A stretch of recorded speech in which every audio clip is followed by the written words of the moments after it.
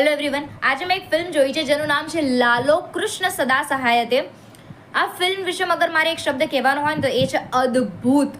Writing, direction, productions, acting and music બધા જ પેરામીટરમાં this film was top notch. આ ફિલ્મની વાત કરીએ એક્ટર્સની, તો આ ફિલ્મમાં જે એક્ટર્સ છે they are not great and well known actors, પણ મને એવું લાગે છે કે after this film they have left the great remarks on the audience. અને મને એવું લાગે છે કે they are going to be the ruler of this Gujarati film industry. એટલું સરસ એક્ટિંગ છે, બધું જ રિયલ લાગતું હતું. વાત કરીએ આ ફિલ્મના સબ્જેક્ટની, આ ફિલ્મમાં જે સબ્જેક્ટ્સ છે એ ગીતાના 18 અધ્યાયને એટલા સરસ રીતે પોર્ટ્રે કરવામાં આવ્યા છે.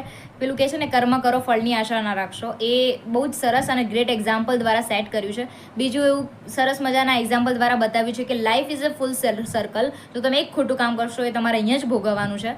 So according to me this film should watch along with your families. Family સાથે જોવા જેવી છે ને, જોવાની જ છે, એટલી સરસ છે.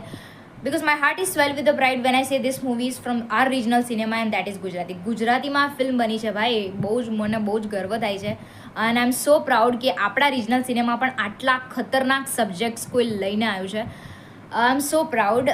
Hats off to the Gujarati film industry and the Gujarati audience. ક્યાં છો તમે? Go and watch this masterpiece in to the theatres. Thank you.